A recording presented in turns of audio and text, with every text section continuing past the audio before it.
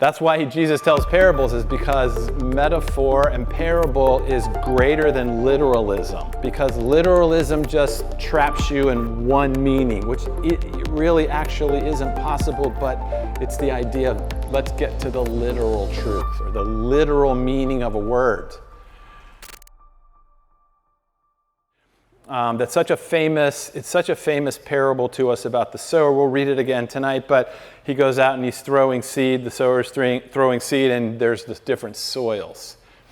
The hard ground, the shallow soil, the soil where it gets choked out, and then the fertile soil. And if you've grown up in the church, you've heard that, as I have, is that's about salvation, basically. It's a gospel presentation. Your heart is the soil, the seed is the kingdom of God, and you can receive it, live under it, or not, and the enemy's always going to come and try and take it away, and it's just that very simple message. Now, so all the parables have multiple levels of meaning. I mean, that's why Jesus tells parables, is because metaphor and parable is greater than literalism. So let me say that again. Metaphor and allegory and poetry is greater than literalism, because literalism just traps you in one meaning, which it really actually isn't possible, but it's the idea of let's get to the literal truth or the literal meaning of a word.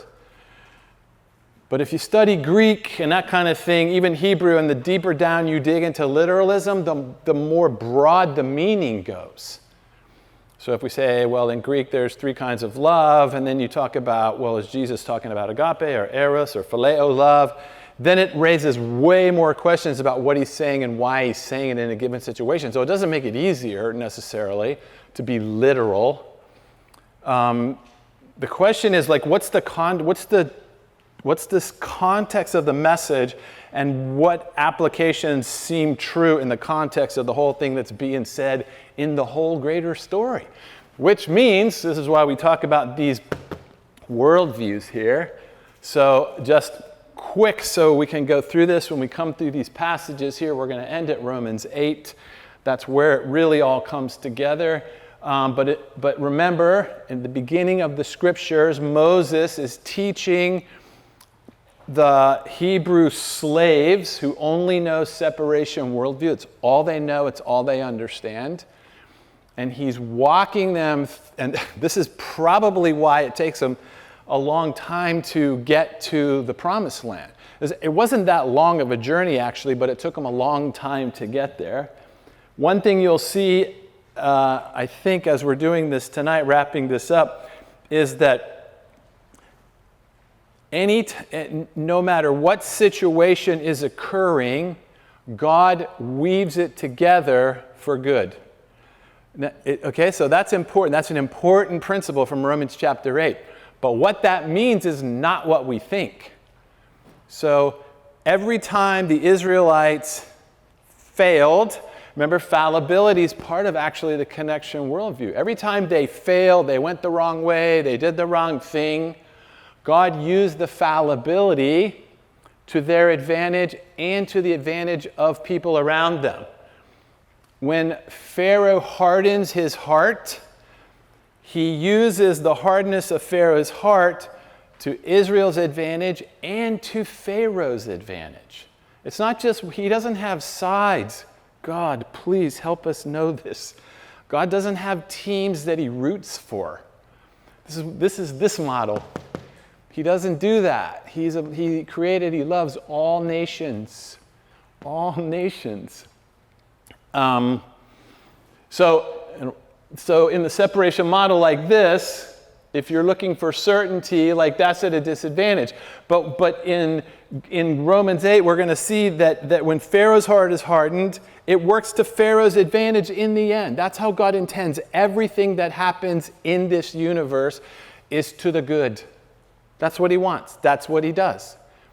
Our problem is we live in this model, and so we can't see it. We don't understand it because we're looking for, like, who's the winning team in this thing? That's how we think. Who's going to win? What does this mean about me? How does this work for me? like that kind of thing. That's this worldview. And so the Israelites have to come all the way over into this worldview before they can establish a nation that's a light to all other nations. That you can't do it in this worldview. This worldview can only build an empire. And it can be rich, and it can be powerful, and it can rule the world, but it doesn't influence the world. This Israel was intended not to be an empire. The governance that Moses introduces actually prevents them from becoming an empire. It keeps them small. The rules of the government keeps Israel small because Israel's goal is not to rule the world, but influence the world. Once you're an empire, you have lots of enemies. So with this in mind, we looked at Joseph and Daniel. Remember, Moses is telling the story of Joseph. Don't forget this. Moses is telling these accounts. He's explaining them in the context of what is Israel supposed to be in the future. That's what he's doing. And he's getting these revelations from God on governance and policy and foreign policy and what to do with foreigners. All of that's in what he's receiving from God. It's brilliant. It's incredibly brilliant.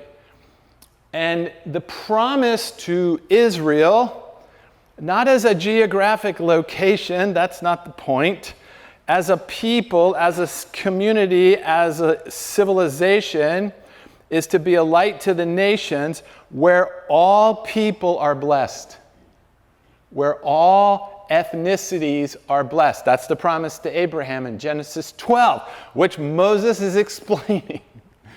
When Moses is telling the story of Abraham, the promise to Abraham in Genesis chapter 12 is this promise. Through you, all the ethnos of the earth, all the families of the earth will be blessed through your family. Not through your political setup.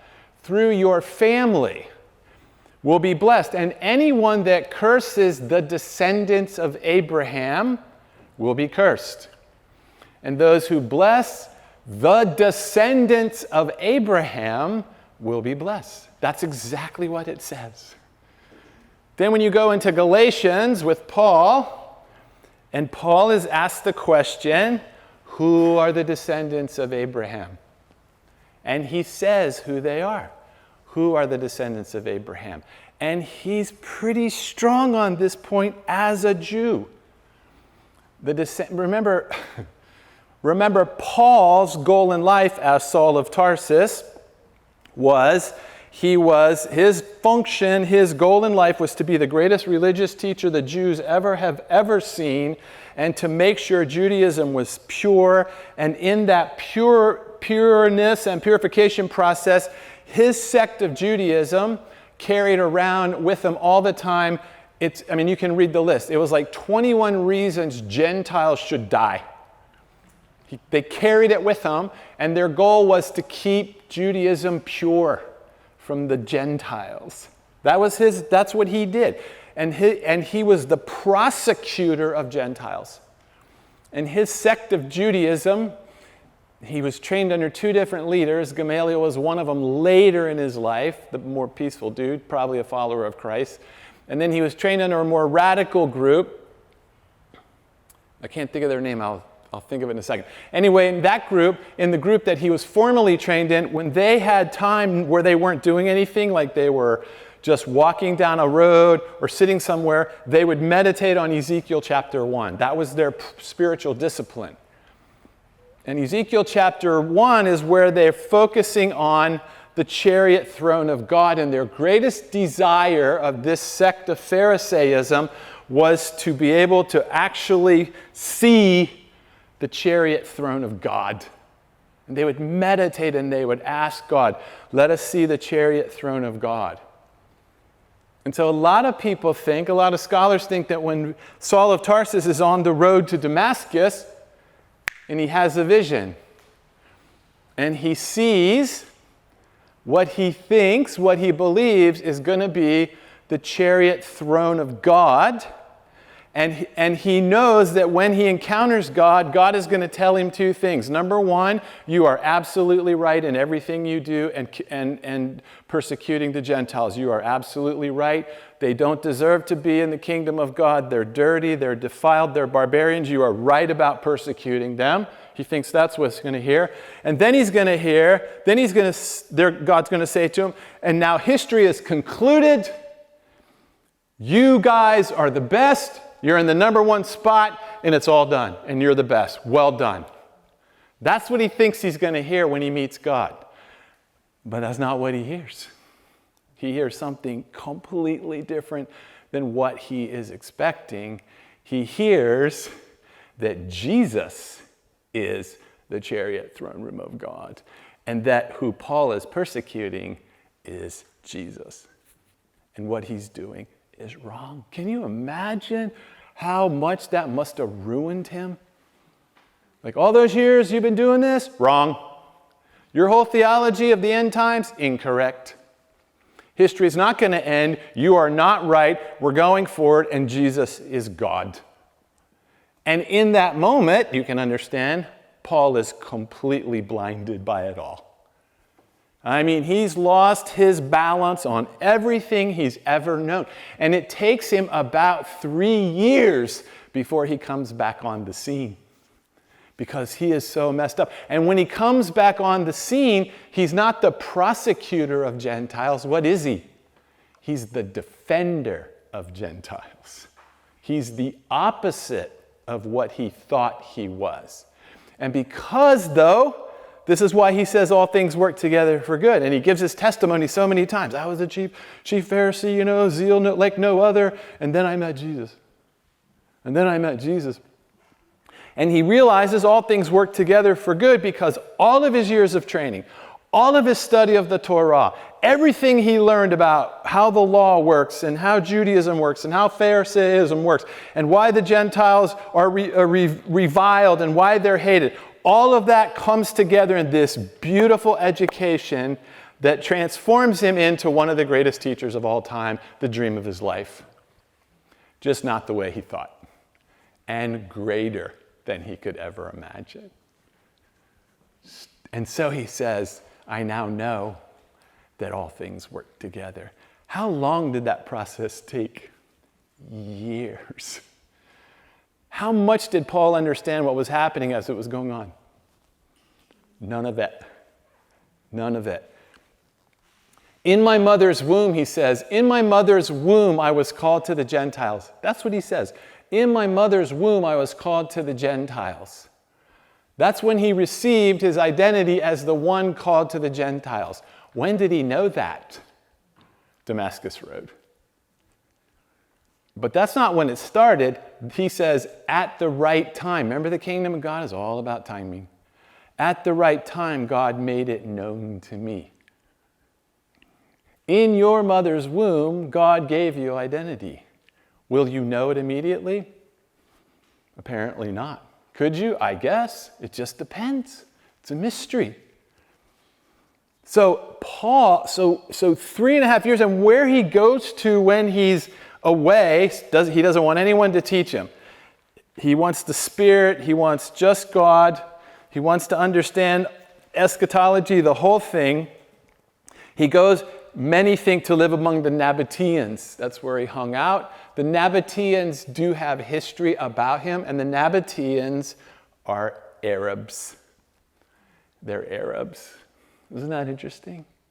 A lot of people think that Paul, one of the first groups he saw movement among as a Jewish believer, was among what we would call Muslims. 3.5 years. Nabateans are in Jordan. That's where they are. Is that interesting? God is just like putting this thing together, like Paul would have been considered among the Gentiles as institutional murderer, like that. But then he comes, he's going to defend them because of this dramatic transformation in his heart. So, when we're looking at events this week and last week, It's easy to pick a team and just get mad or scared or bitter, but it's because we think we know what's going on. That's why. And what we're going to see right now is we don't know what's going on. We don't know. And if we would stop acting like we do, we could see things dramatically transformed. And this is what the scriptures are trying to show us. And this is what Moses is saying to the Hebrews. If you're going to go into the world looking for this, if this is the way you're going to look, and let me tell you, this worldview can only produce conflict. It's all it can do is produce conflict. And so you can say you read the Bible and believe in God, but this is the worldview you live in and see God through. Then God, like I said last time, His grace is scarce. His love is scarce. Yeah, His forgiveness, scarce.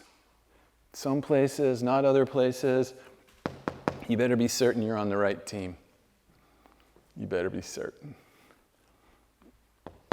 So you end up down here like we got to protect our own in this thing. That's the rules, protect my own. However, if we were over on this side, everything changes. We have a way out. Sometime if we have enough time, I'll tell you, when we worked in Israel, we work with the Israelis right now. We're working on a project with them right now.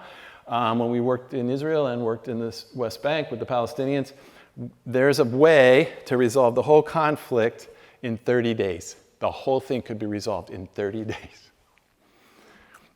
But, and I'll tell you sometime, you can ask me, I don't want to say it right here, but in 30 days, it could be resolved, but the reason it won't be resolved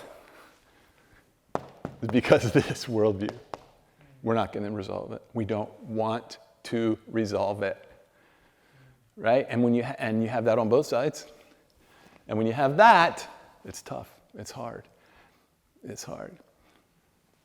So when we're reading through these passages in Genesis, Moses is telling this nation how to be a nation that influences the whole world. We get to see Joseph and Daniel. Remember, we talked about Joseph. You can look this up. You can read the story. Joseph, nowhere in the narrative of his life does he ever pray. Never, not one time. Now, he gives credit to God for things. He does, a lot. But he doesn't pray. No example of him praying. No mention of it. And so we talked about how Joseph, he's a great guy. We'd have him at every Christian business person's luncheon to be the main speaker because he worked his way out of prison into the number 2 position in an empire.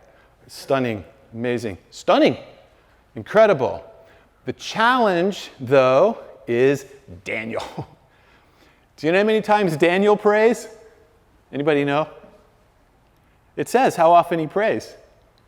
3 times every day of his life. And he goes home to pray. He doesn't pray by the flagpole. He doesn't do any of that stuff. He goes home to pray, but he opens up the windows and he prays towards Jerusalem, and he's praying for his people to be delivered out of exile. That's what he's praying for. 3 times a day. When you read Daniel's prayer in Daniel 9, like that, his prayer's not like, "Dear God, help our people." He prays in imperatives. God, listen. God, move. That's how he prays. But he always starts the prayer with confession. And he always starts with confession like this: God, me, my people, my leaders, we have confusion of face. That's what he says. We have confusion of face. What that means, that's a Hebrew euphemism that means we've lost our identity and we're filled with shame. That's what he prays. Dear God, we've lost our identity and we're filled with shame. And that's confession to him. Turn us, lead us back, hear, listen, move, oh God. That's his prayer life. He doesn't want anyone to see him. He's not making a show, but he's not going to not do it. The result of Joseph's amazing life is that Joseph ends up number 2 in the Egyptian empire.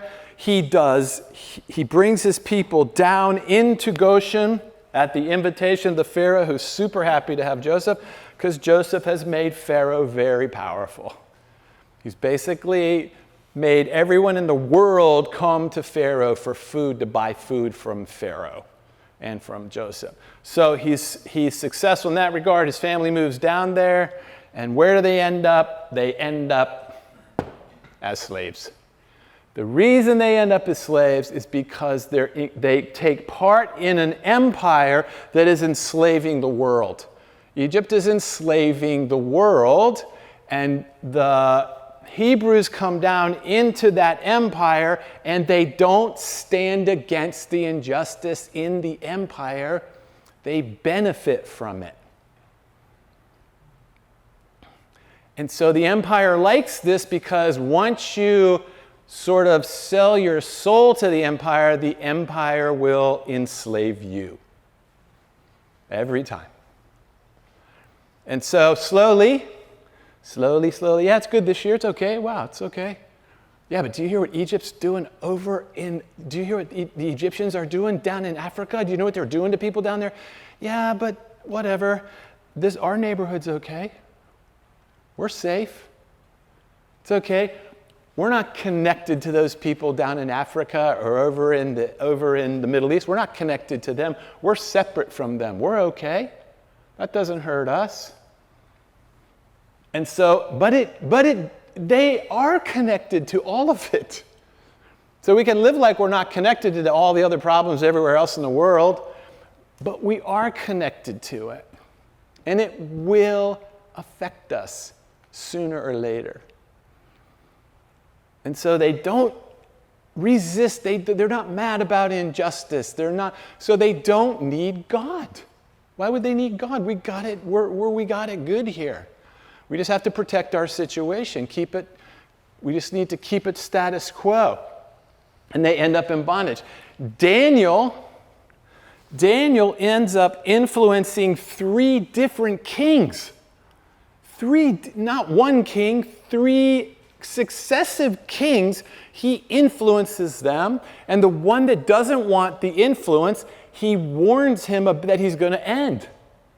He tries to warn him, you're going to die, you're going to lose your empire if you don't pay attention to the writing on the wall. That's where that came from, actually. And he does that. But Daniel, and when the empire tries to come get Daniel, which it does, which the empire doesn't do to Joseph, it doesn't come after Joseph. A jealous person comes after Joseph, but the empire doesn't come after him. But the empire comes after Daniel and Daniel's friends to kill them. Because the empire knows what this guy is about. And when you're like Daniel, the empire will resist you. I promise you.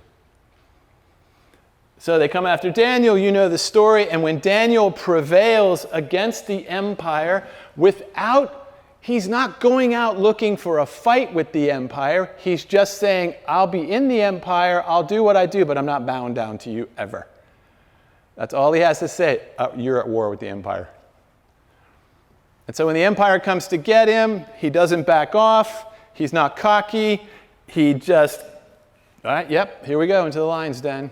Here we go into the fiery furnace. We may live, we may die. That doesn't matter. That's not the goal. This is not the goal. This is the goal.